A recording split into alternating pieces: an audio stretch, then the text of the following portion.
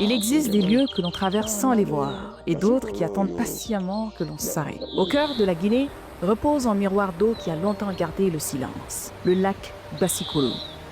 Et si je vous disais qu'à Conakry existe un endroit que certains n'osent même pas regarder? Un lac dont le nom évoque la guérison, mais dont l'histoire inspire le silence. Pendant des siècles, il a été respecté, craint, presque oublié.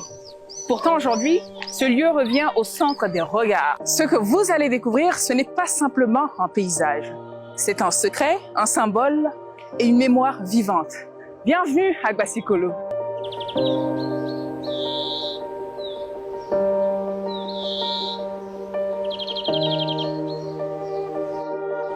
Les anciens disent que l'eau ne ment jamais et que chaque lac porte une mémoire et que celle-ci porte celle d'une nation ou d'un peuple. Pour les habitants, Basikolo n'a jamais été un simple paysage. Il est une source de vie, un refuge et un héritage transmis de génération en génération. Mais comme beaucoup de trésors, il a connu l'oubli. Avec le temps, ce lieu sacré s'est fragilisé. Ce qui était respecté est devenu négligé. Certains détournaient le regard et d'autres parlaient d'abandon. Pourtant, même dans le silence, l'eau continuait de couler.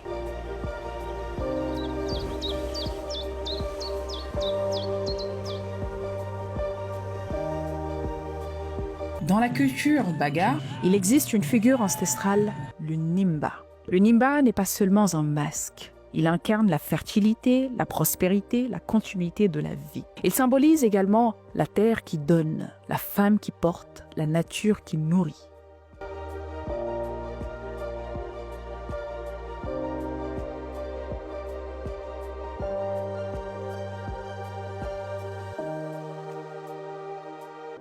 On dit que lorsque le Nimba apparaît, il bénit les récoltes. Il protège les générations, il rappelle le respect dû à la terre. Et lorsque l'on contemple le lac Basikolo, on ressent cette même énergie, cette force tranquille, une capacité à nourrir, à protéger et surtout à renaître.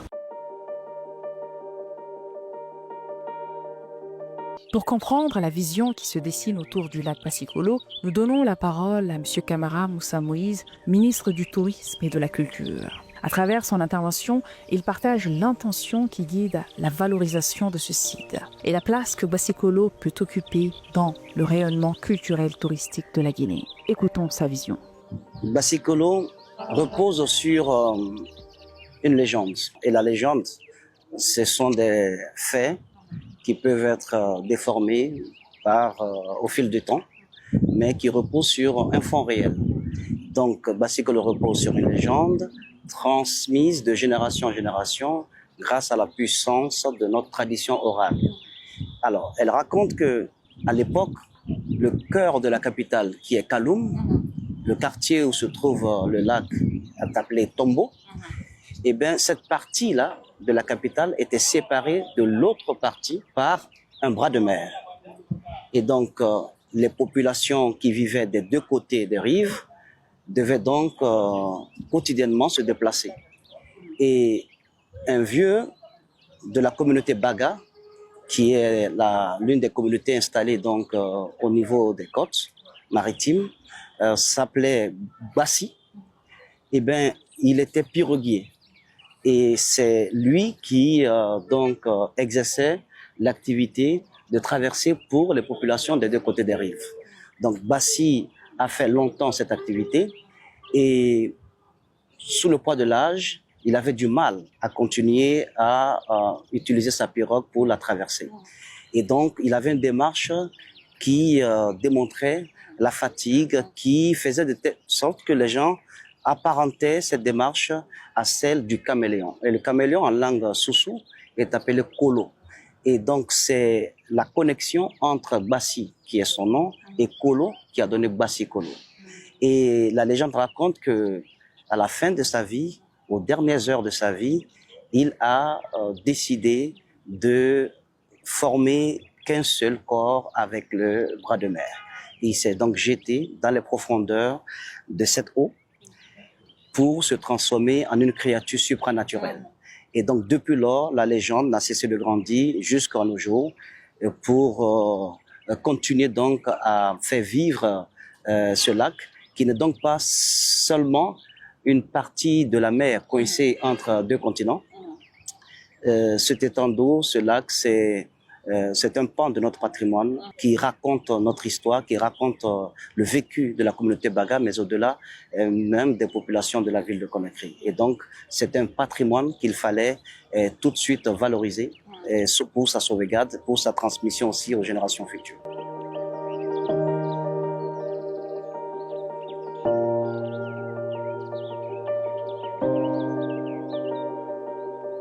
Lorsque le patrimoine rencontre une vision, il change de dimension. Basikolo devient plus qu'un lac. Il devient un symbole d'engagement, un symbole de responsabilité, un symbole d'avenir.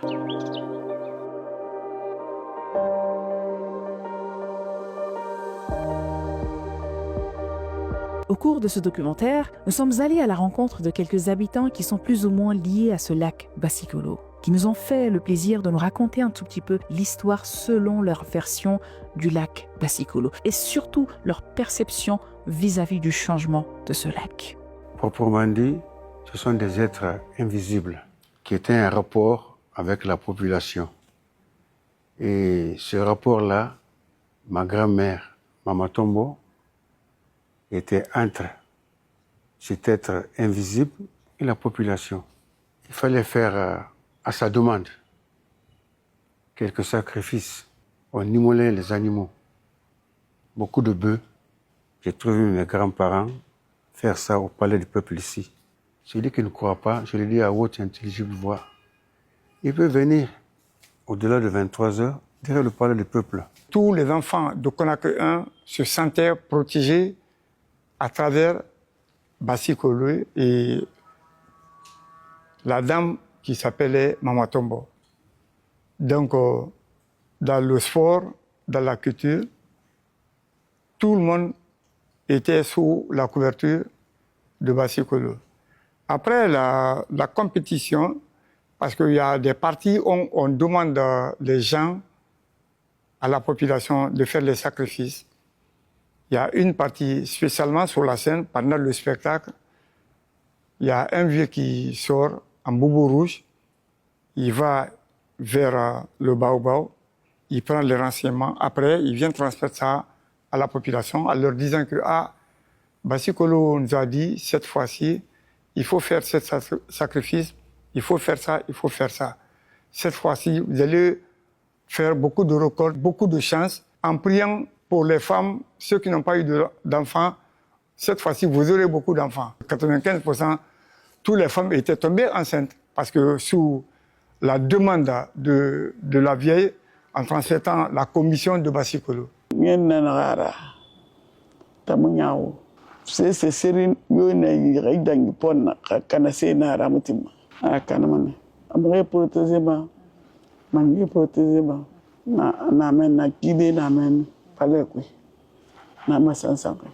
Ils n'ont jamais fait de mal, hein? Ils ne font pas du mal. Mais quand tu viens pour voir ce que tu ne dois pas voir, tu as des problèmes.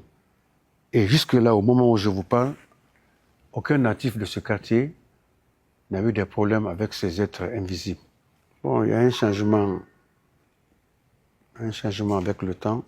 Je vois maintenant avec Simandou 2040. Bravo, félicitations. C'est un pas en avant.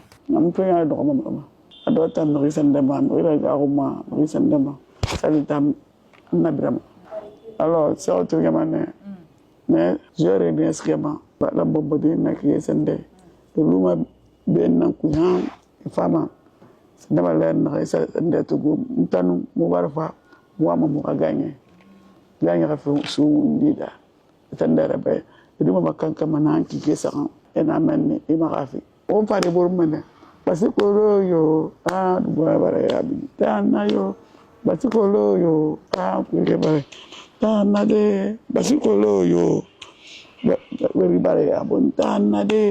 Puis est venue une prise de conscience.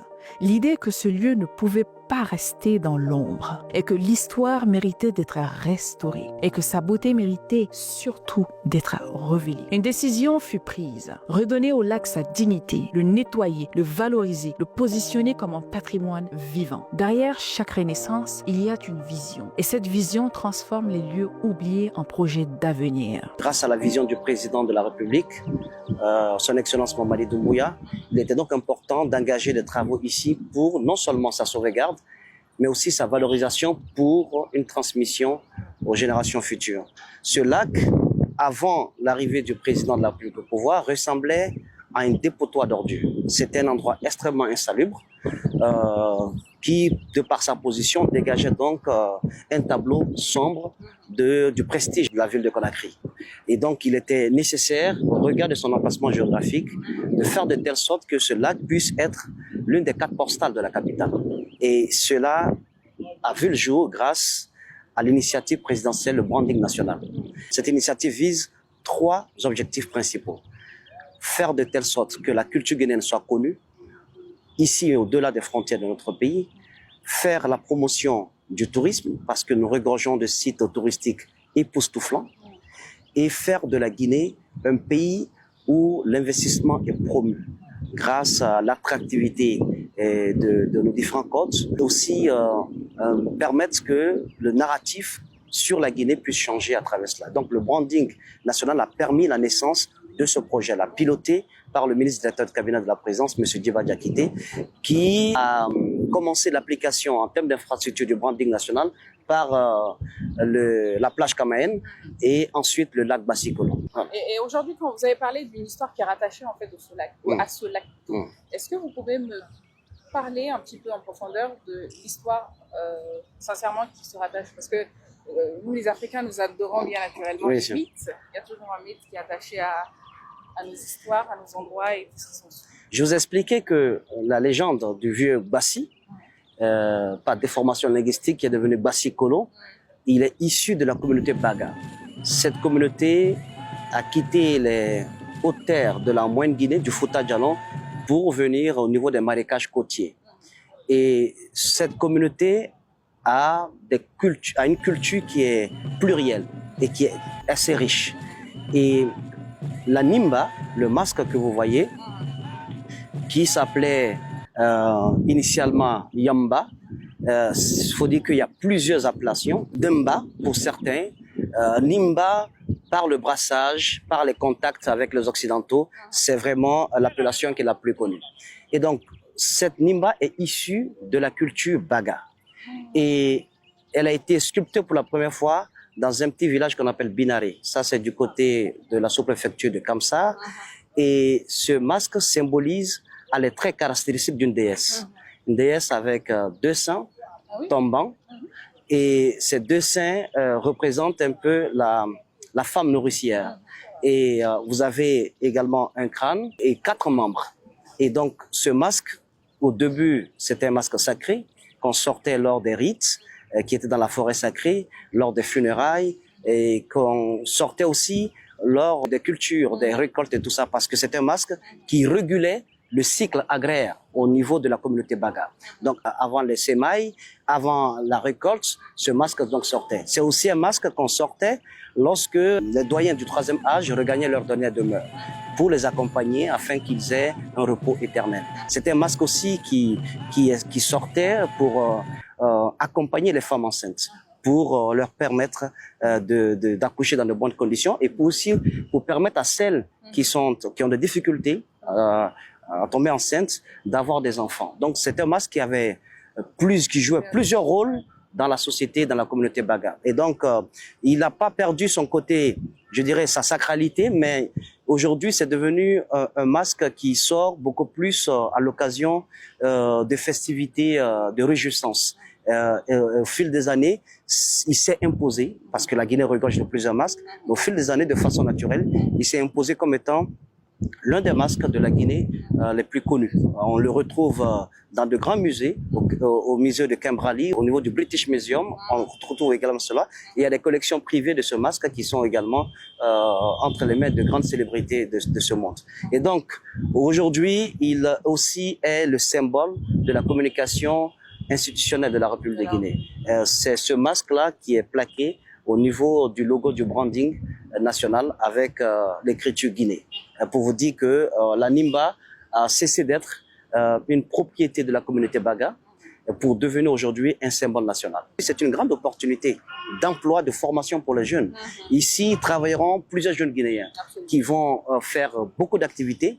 Des concerts auront lieu. Nous avons eu l'occasion d'organiser la soirée culturelle de 2 stars du cinéma américain international qui étaient venus ici, qui ont été submergés par la beauté du site pendant la nuit avec la fontaine lumineuse.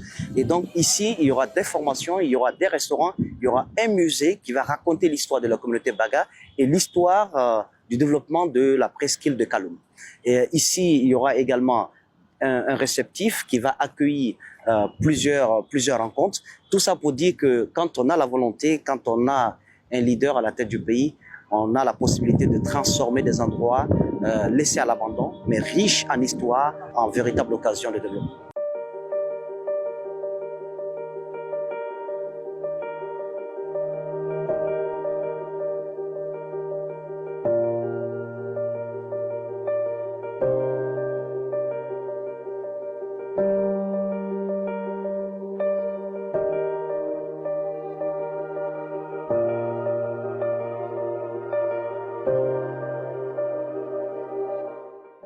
Dans les voix des habitants, on entend l'attachement, on entend la fierté. Le lac nourrit, le lac rassemble, le lac relie les générations.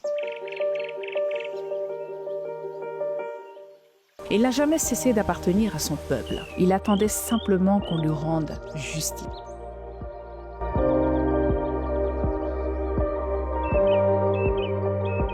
Aujourd'hui, Bassi-Kolo s'ouvre au monde, aux voyageurs en quête d'authenticité, aux amoureux de la nature préservée, aux curieux en recherche d'expériences vraies. Dans un monde où tout s'accélère, ce lac offre une pause, un retour à l'essentiel, en contact direct avec une Guinée authentique. Bassi-Kolo peut devenir un carrefour, un pont entre les traditions et modernités, un symbole de tourisme responsable et enraciné.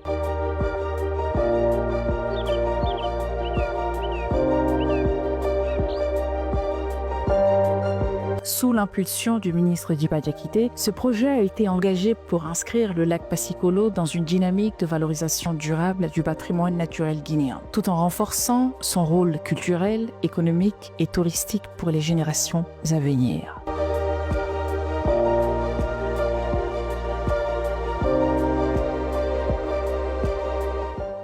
Nous devons remercier le chef de l'État, son Excellence le colonel Mamadi Doumbouya,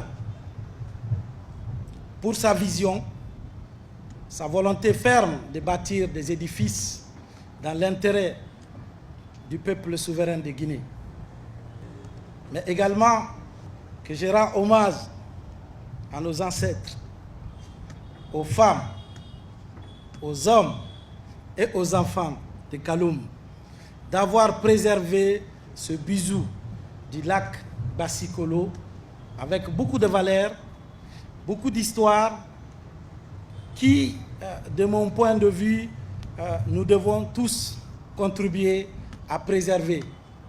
En ce jour mémorable de pose de première pierre, l'engagement solennel que nous prenons ici, à travers cette initiative présidentielle d'aménagement, d'embellissement de ce lac, pour le rendre encore plus beau, plus rayonnant, à travers le projet Branding Guinée, est très simple.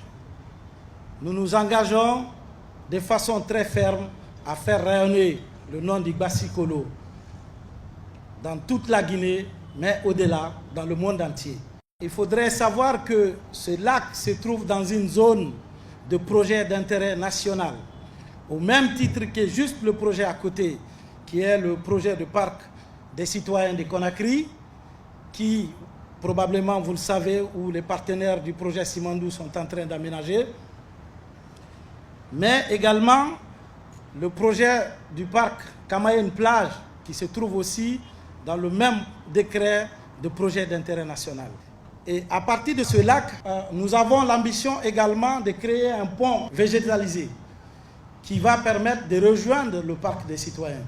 Bien évidemment, en respectant l'âme du lieu, la biodiversité, les contraintes également liées à l'environnement, le respect du standard par rapport à ce type d'édifice. Notre pays regorge de beaucoup de ressources, beaucoup de valeurs culturelles que nous devons être capables de vendre au monde entier, mais également le potentiel du tourisme infini que nous avons. Nous voulons, en commençant par ces projets, espérer qu'il n'y a pas de raison que nous ne puissions pas y arriver. Et tout ça agrégé autour d'une marque pays à travers lequel le chef de l'État lui-même, avec sa volonté politique, a bien voulu accepter que nous puissions créer cette marque Branding Guinée. Maintenant, bien évidemment, nous avons besoin de vous pour cet effort de pédagogie. Nous avons besoin de vous, les habitants de Kaloum, les femmes, les hommes, les enfants, pour nous accompagner à réussir ce projet ensemble. Bassi-Kolo n'est pas simplement un lac. Il est une mémoire retrouvée, une dignité restaurée, une promesse renouvelée. Il nous rappelle que nos plus grandes richesses ne sont pas cherchées ailleurs. Elles sont là, dans nos terres, dans notre histoire. Quand une nation choisit de valoriser son patrimoine, elle ne restaure pas seulement un lieu, elle restaure son image. Bassi-Kolo n'est plus un endroit oublié. Il est devenu un symbole d'une Guinée qui protège, qui valorise et qui avance. Et peut-être qu'un jour, lorsqu'on l'évoquera l'histoire des trésors naturels d'Afrique, le nom Bassi-Kolo ne sera plus une découverte, il sera une évidence.